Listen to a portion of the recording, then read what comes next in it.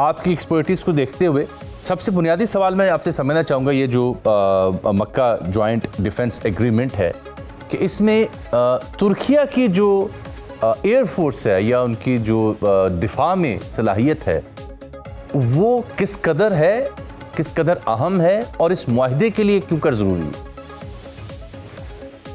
जी बहुत शुक्रिया आपका। देखिए, तुर्किया और पाकिस्तान दोनों की जो एयर फोर्सेस हैं, इवन अगर आप सऊदीया की भी एयरफोर्स देखें तो बड़ी मॉडर्न एयरफोर्स है।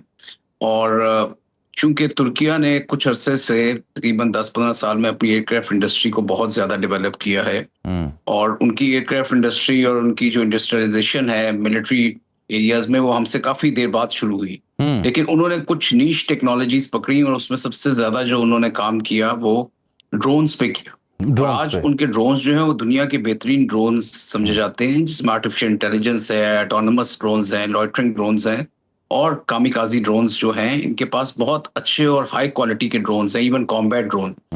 और वो इन्होंने इत्तेफाक से वो यूक्रेन में भी इस्तेमाल हो रहे हैं, रशिया की तरफ से भी इस्तेमाल हो रहे हैं और बहुत सारी गल्फ कंट्रीज में वो मौजूद हैं। और Turkish aircraft industry almost 7-8 billion dollars जो है इस वक्त प्रोवाइड कर रही है रेवेन्यू में अपनी नेशनल इकोनॉमी को, which is a huge amount and it is increasing every. तो ये एक टेक्नोलॉजी है जो एक बहुत इस मुआहदे में अगर देखा जाए तो जो स्पेशलिटी टर्की की है वो उनकी एयरक्राफ्ट इंडस्ट्री है, उनकी मिलिट्री टेक्नोलॉजी है, जो कि डेफिनेटली सऊदीया चाहेगा कि उसके पास वो इस्तेमाल हो सके एज एंड व्हेन रिक्वायर्ड। और पाकिस्तान की डेफिनेटली अपनी मिलिट्री है जो कि बड़ी मजबूत है, बैटल हार्डेंड है, टेस्टेड है और पिछली जंगों में जो है उसने जीता भी है। तो वो इस्तेमाल सऊदीया डेफिनेटली अपने डिफेंस के लिहाज से और डेटरेंस के लिए इस्तेमाल करना चाहेगा। या किसी किस्म का वो एक शो ऑफ सिंबॉलिक जरूर होगा कि ये चीजें सऊदीया के डिस्पोजल पे हैं, जबकि सऊदीया जो है वो ऑफर कर सकता है आपको कैश, आपको आपको डॉलर्स, आपको फाइनेंसेस जो इस इंडस्ट्री के लिए भी इस्तेमाल हो सकते हैं। और अगर पाकिस्तान इसमें इन्वॉल्व होता है तो कैश स्टाफ मतलब Pakistan definitely needs a very sound economic base, तो वो चीज सऊदी आपको प्रोवाइड कर सकता है। तो ओवरऑल अगर देखा जाए इस आर्किटेक्चर में जी। तो सऊदीया कैन, बिकॉज जितनी भी किंगडम्स हैं उनकी अपनी मिलिट्री जो है वो बहुत स्ट्रांग नहीं रखते, उसमें उनको एक सेंसिटिविटी भी होती है, एक इनसिक्योरिटी भी होती है। अगर मिलिट्री जर्नल्स जी वगैरह जी या जी जी मिलिट्री जी। जो है पावर बहुत हाँ स्ट्रांग हाँ हो जाए हाँ। तो उनको एक थ्रेट जरूर रहता है। इस वजह से आप मोस्टली किंगडम्स की देखेंगे अपनी मिलिट्री बहुत स्ट्रांग नहीं होती, इसको वो आउटसोर्स करते हैं। तो पाकिस्तान और टर्की जो हैं दो आपको ना सिर्फ ह्यूमन रिसोर्स प्रोवाइड कर सकते हैं मिलिट्री की, बल्कि मिलिट्री की बड़ी state of the art technology provide कर सकते हैं। और इन रिटर्न उनको सऊदीया की तरफ से जो है वो डेफिनेटली फाइनेंसेस मिल सकते हैं, इकोनॉमिक रिलीफ मिल सकती है, आर्म्स इंडस्ट्री के लिए इम्पेटस मिल सकती है। तो ये तमाम चीजें जो हैं एक डेफिनेटली हो सकती हैं। और मैं नहीं समझता कि आने वाले दिनों में या कोई ऐसा मौका आएगा कि जब ये एक कोलिशन जो है किसी के लिए फोर्स के तौर पे इस्तेमाल होगी। ठीक। It will be more of a symbolic thing and use इसको इस्तेमाल किया जाएगा रेजोल्यूशन ऑफ डिस्प्यूट्स के लिए, और तो इस खत्ते में एक अमन बरकरार रखने के लिए किया जा सकता है। लेकिन कोई ऐसी सिचुएशन रेगुलर या इनरेगुलर, कन्वेंशनल या अनकन्वेंशनल मैं नहीं देखता कि, क्योंकि देखें टर्की में भी कुर्द्स हैं जो टेररिस्ट अटैक्स कर रहे हैं, पाकिस्तान में बहुत ज्यादा टेररिज्म हो रहा है इरेगुलर वॉरफेयर की सूरत में, बलूचिस्तान साइड से भी और ऊपर खैबर पख्तूनख्वा साइड से भी। और डेफिनेटली सऊदीया में हुतीज का एक बहुत बड़ा मसला है जो चल रहा है उनके साथ। तो मेरा नहीं ख्याल कि ये फोर्सेस जो हैं इन एरियाज में मुझे इस्तेमाल होती हुई नजर आती हैं, ठीक। या फिर किसी कन्वेंशनल तौर पे किसी सही ऐसे है। एनिमी के खिलाफ जो कि अभी तक कोई डिफाइंड नहीं है सही है जी। उसको इस्तेमाल किया जाएगा। अच्छा बट ओवरऑल ये आमिर साहब। आर्किटेक्चर जो है ये एक जी आमिर स्टेबिलिटी साहब। देता है। स्टेबल। आमिर साहब, मैं समझना चाह रहा हूँ ये तुर्किया की जो एयरफोर्स है F-35 ये अमेरिका से ले रहे हैं, क्या सऊदी अरब के पास भी ऐसी सलाहियत मौजूद है एयरफोर्स में? और अगर तुर्किया को F-35 मिल जाते हैं तो उससे इसराइल को क्या खतरा है?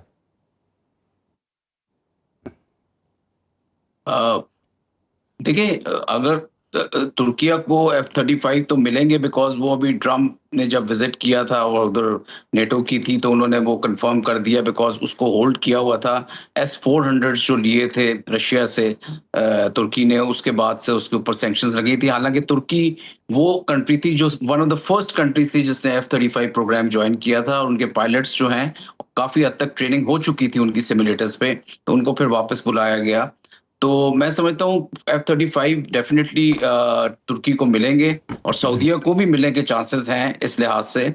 तो ये दो जहाज, ये दो कंट्रीज को तो डेफिनेटली ये दोनों जहाज मिलेंगे, और पाकिस्तान डेफिनेटली, क्योंकि चाइना के J-35 में ज्यादा इंटरेस्टेड है, तो वो आएगा। तो ये टेक्नोलॉजी वाइज और एक air force wise, air power wise एक बड़ी स्ट्रॉन्ग कोalition बन जाएगी, जो कि एक इस रीजन में आई वुड से कि एक स्टेबिलिटी के लिए इस्तेमाल इसे किया जा सकता है। आमिर साहब, ये जो आप कह रहे हैं चाइना का J-35, ये क्या फर्क है इसमें और F-35 में?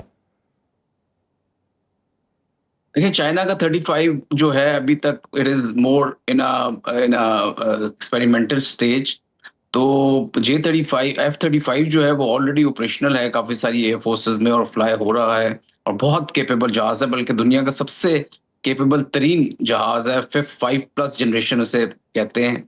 और इसमें टेक्नोलॉजी के लिहाज से, मैन्योरेबिलिटी के लिहाज से, एवियोनिक्स के लिहाज से, मिसाइल्स के लिहाज से सुपर मैन्योरेबिलिटी है इसमें। और मिसाइल की रेंजेस जो है वो बहुत डबल किस्म की रेंजेस हैं जो हमारे पास मौजूद हैं। तो 300-400 से ज्यादा किलोमीटर की रेंजेस पे वो फायर किया जा सकता है। और इसके अलावा काफी सारे ECM के फीचर्स हैं जिनको देखा जाए तो दुनिया का बेहतरीन जहाज इसे इसी वजह से कंसिडर किया जाता है। मैं समझता हूँ कि J-35 जो चाइना का है उसमें भी ये तमाम चीजें मौजूद होंगी, वेपन्स के लिहाज से भी, एवियोनिक्स के लिहाज से भी, रडार्स के लिहाज से भी। तो कंपैटिबिलिटी डेफिनेटली होगी, लेकिन अभी उसको कॉम्बैट वर्दी होने में कुछ टाइम जरूर लगेगा।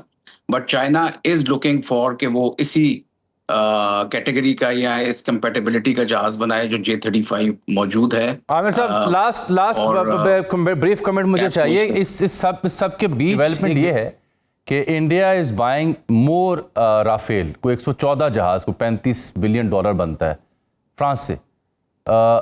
ये इससे क्या मुराद ली जाए और हमें इससे क्या परेशान होने की जरूरत नहीं है? देखिए, इजराइल जो ये इंडिया ने अपना पूरा नंबर जो है वो ऑलमोस्ट 200 करना है राफेल का, जो उन्होंने फाइनली डिसाइड कर लिया है। और इसमें ट्रांसफर ऑफ टेक्नोलॉजी भी शामिल है, और इसमें डेफिनेटली जो मिट्योर है उसका एडवांस वर्जन शामिल है, जिसकी रेंजेस जो हैं काफ़ी बेहतर होंगी जो ऑलरेडी एग्जिस्टिंग मिट्योर है। डेफिनेटली जो राफेल है एक बहुत केपेबल जहाज है, एक बहुत मॉडर्न जहाज है, और 4.5 जनरेशन टाइप इसको समझा जाता है। तो मगर मेरा नहीं ख्याल कि कोई ज्यादा रीजनल बैलेंस में उससे फर्क आएगा, या उसके आने से जो है वो पाकिस्तान के लिए एक इम्बैलेंस क्रिएट हो जाएगा। क्योंकि अभी भी जो हमने देखा तो उसमें हमें ये चीज क्लियरली नजर आई कि पाकिस्तान के पास जो एक कॉम्बिनेशन है J-10 का, J-17 का और F-16 का, और इंशाल्लाह आने वाले दिनों में J-35 का भी, तो उससे कोई ज्यादा गैप नजर नहीं आता मुझे कि अगर ये 200 के करीबी जहाज ले लेते हैं। ऑलरेडी वो स्ट्रगल कर रहे हैं अपने नंबर्स के लिहाज से। उन्होंने काफी सारे ऑब्सोलीट जहाज, जैगुआर्स हैं, MiG-21s हैं, उनको स्क्वाड्रन से निकाला है। वो चाहते थे कि उनके मिनिमम 42 स्क्वाड्रन्स हों जिसे वो 2 फ्रंट के लिए इस्तेमाल कर सकें। अभी उनके टोटल ऑपरेशन स्क्वाड्रन जो कॉम्बैट वर्दी हैं वो 27-28 से ज्यादा नहीं है, और उनमें भी ज्यादातर रशियन जहाज हैं जिनकी सर्विसेबिलिटी 50% से कम होती है। तो ओवरऑल अगर देखा जाए तो एक काफी नाजुक स्टेज है इंडिया की, और उसकी बैकबोन जो है वो आने वाले दिनों में यही होगी, राफेल होगी या Su-30 होगा। उसके अलावा मुझे नहीं लगता कि तेजास जो है वो ऑपरेशनल हो सकेगा। तो मैं नंबर्स के लिहाज से भी, टेक्नोलॉजी के लिहाज से भी नहीं देखता कि कोई इतना गैप क्रिएट होगा कि पाकिस्तान बहुत शुक्रिया।